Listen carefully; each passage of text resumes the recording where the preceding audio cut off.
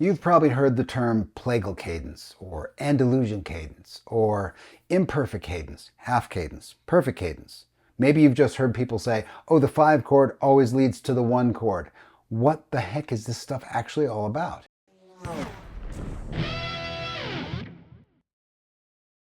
Welcome back to the channel. My name's Chris. Today we will demystify cadence. Now, the chord progression that I played at the top is really just an example of a bunch of different musical cadences all sort of stitched together.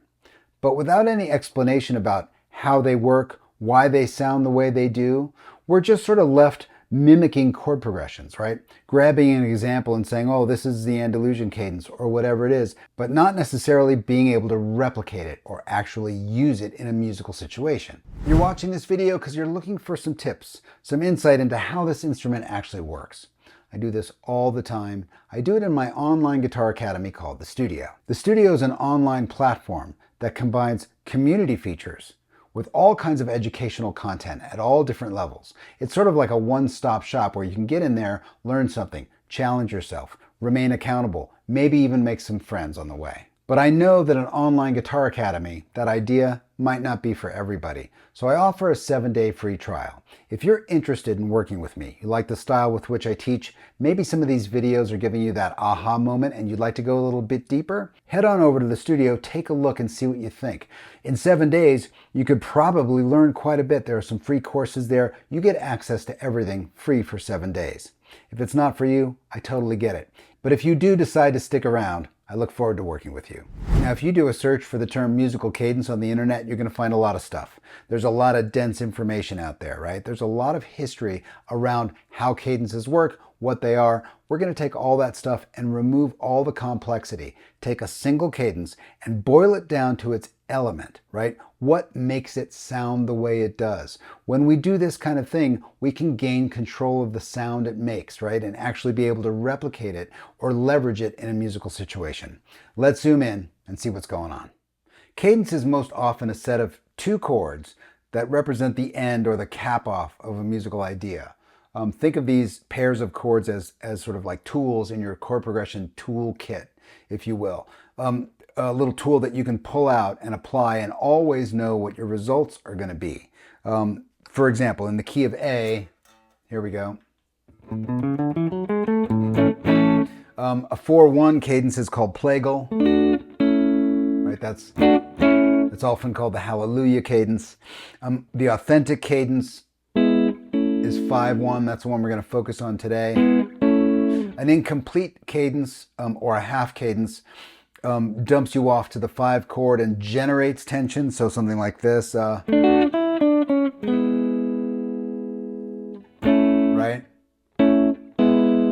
Sort of increases the tension. So these go back and forth and they're sort of used in different ways. We're going to focus on that 5/1 cadence today. It's called the authentic cadence. Depending on where you're from, some places call it the perfect cadence. It's 5 to 1. We're in the key of A. In the key of A, the 5th is E. 1, 2, 3, 4, 5, that's E, right? A, B, C sharp, D, E. 5, 1. 5, 1. I'm just playing E to A. But these big bulky chords, while they work and they are the cadence, I can't really see what's going on, right? They're sort of big and bulky and I don't really sort of have an opportunity to understand what's happening. What I'm going to do now is going to take that same cadence, that 5/1 cadence in this key, and I'm going to put it on the fretboard as triads so we can sort of strip away some of the duality, like there are repeated notes in a bunch of these chords, these bigger bar chords and open chords, and we're just going to see what's going on in between the 2 triads. This is sort of the purest form of this progression. E, A. I'm on the D, G, and B strings here. I'm using this as my E triad, and this is my A triad. Right? Here's E and A. 5/1. And what we're going to do is we're going to look at each one of these strings and watch what happens to the notes on that string to get a little insight into what's going on. We're going to start on the B string. So here's my E chord, and here's my A chord. that note stays the same, right? So here it is in relation to the roots moving.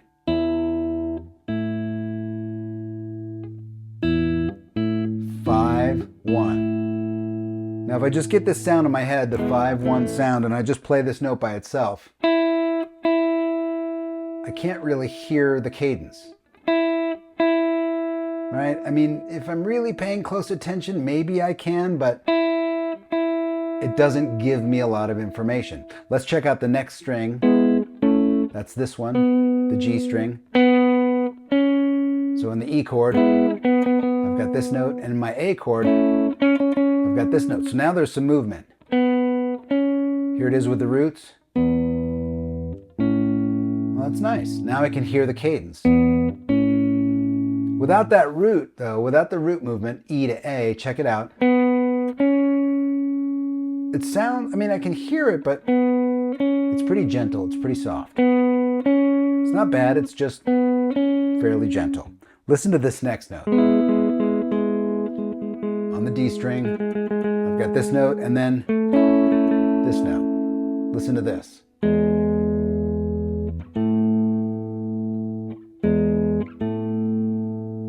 Listen to this without the roots. You can already hear it. This is the secret sauce. This is the most amount of movement. Even though it's the smallest movement, it generates the most tension in this cadence. Without this, I really don't have much, right? I've got this and this, but this is the big motion in this cadence. It's the most important relationship. Let's just take a moment to find out what's going on here. In the A major scale, 1, 2, 3, 4, 5, 6, 7, there it is. That note right below the tonic, right, is called the leading tone. It's the 7th note in the scale, 1, 2, 3, 4, 5, 6, 7, the leading tone. So that 5-1 resolution features that leading tone. It's the most tension I can sort of muster in the A major scale.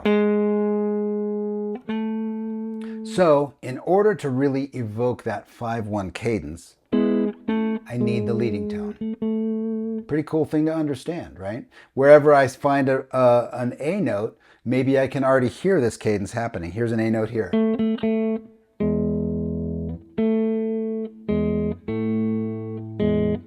I mean, I've already got the whole thing right there, right? I'm moving the roots along as well, but I'm only using that one note to really outline the cadence. That leading tone is super important. Now, you've probably commonly seen the 5 chord in any key being harmonized, in other words, built as a dominant 7th chord. Now this E has a new note in it. So now the triad on the D, G, and B string will look like this. Let's check this out. Here's our E7 chord. So, first note, same thing, right? This new note that we've just introduced, watch what happens here. It's another half step. Let's just check this out and see what's going on. Here's our A note. We're going to play the major scale. 1, 2, 3, 4. It's the 4 of the key. 1, 2, 3, 4. And it sounds like it wants to go down. Right?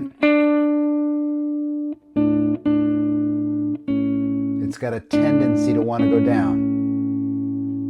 Rewind to that leading tone. It has a tendency to go up in pitch. Turns out these are the only 2 half steps in the major scale.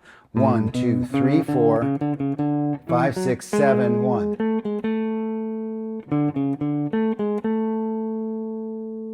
And in relation back to the A, the 4 always wants to go down, and that leading tone always wants to go up. This E7 has both of the most tense notes in the scale wanting to resolve a half step in opposite directions. That is 5-1. I don't even have to have the roots. I can hear it. It is the two half steps of the major scale resolving in opposite directions. Let's just check that out. We're going to forget about E, A, the fifth of whatever. We're just going to look for these half steps. Here's my major scale. Here's my root. There's my leading tone, right? 1, 2, 3, 4. That's going to want to go down a half step. Leading tone, 4. Resolving in opposite directions. 5-1. There's my 5-1 cadence right there. Check it out. What if I've got the 4 on the bottom? 4, 5, 6, 7. 7 wants to go up. 4 wants to go down. Check this out. 5-1. Pretty cool, right? Same thing from here. 1, 2, 3, 4. Pretty cool. Look at this. 5-1, 5-1, 5-1, 5-1, 5-1, right? Now that I have control of the heartbeat of the cadence, I can use it whenever I want to. I'm just going to maybe play a scale. Check this out.